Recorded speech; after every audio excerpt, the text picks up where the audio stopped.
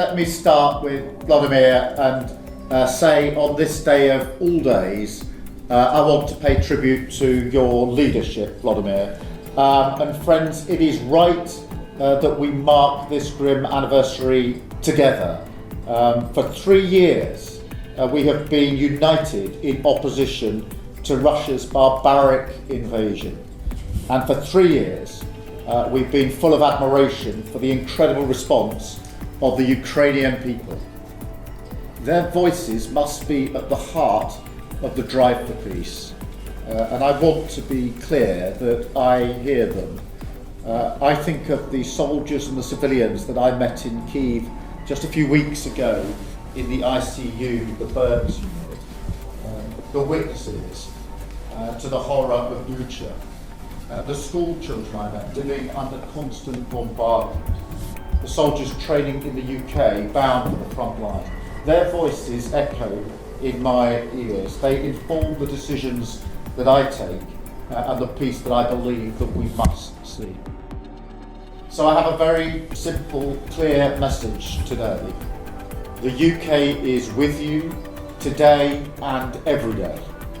From His Majesty the King to the NHS work volunteering in hospitals in Ukraine, to the communities that took Ukrainian refugees to their heart. And that's why I signed our 100-year partnership with President Zelensky last month, because we believe in Ukraine's fight today and the country's incredible potential to thrive in the years to come. This is a time for unity. In this crucial moment, as talks begin, we must work together to shape the outcome. Russia does not hold all the cards in this war, because the Ukrainians have the courage to defend their country, because Russia's economy is in trouble, and because they have now lost the best of their land forces and their Black Sea fleet in this pointless invasion. So we must increase the pressure even further to deliver an enduring peace, not just a pause in the fighting. And we can do that in 3 ways. First, by stepping up our military support to Ukraine. And the UK is doing that, providing £4.5 billion in military aid this year, more than ever before. We're doing more than ever to train Ukrainian troops, helping Ukraine to mobilise even further. And we're proud to have taken on the leadership of the Ukraine Defence Contact Group.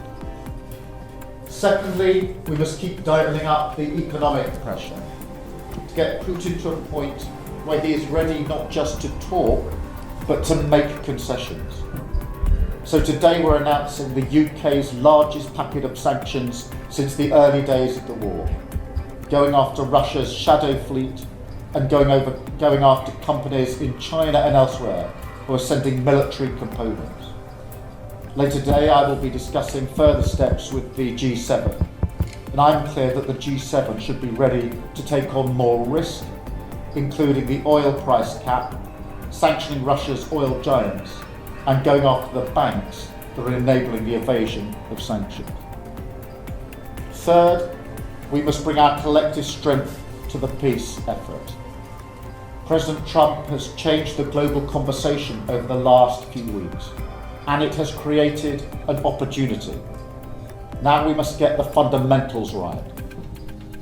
If we want peace to endure, Ukraine must have a seat at the table, and any settlement must be based on a sovereign Ukraine, backed up with strong security guarantees. The UK is ready and willing to support this with troops on the ground, with other Europeans, and with the right conditions in place. And ultimately, a US backstop will be vital to deter Russia from launching another invasion in just a few years' time. So we will do everything we can to get the best outcome for Ukraine and for us all. And let me close with one of the voices I mentioned earlier, a patient called Petro from the burns unit that I visited in Kyiv. He said to me, if Ukraine fails, Europe will be next. That is what is at stake here. That is why we will always stand with Ukraine and with our allies against this aggression and for a just and lasting peace. Slava Ukraini. Thank you. Don't miss out. Log on to oneindia.com for more updates.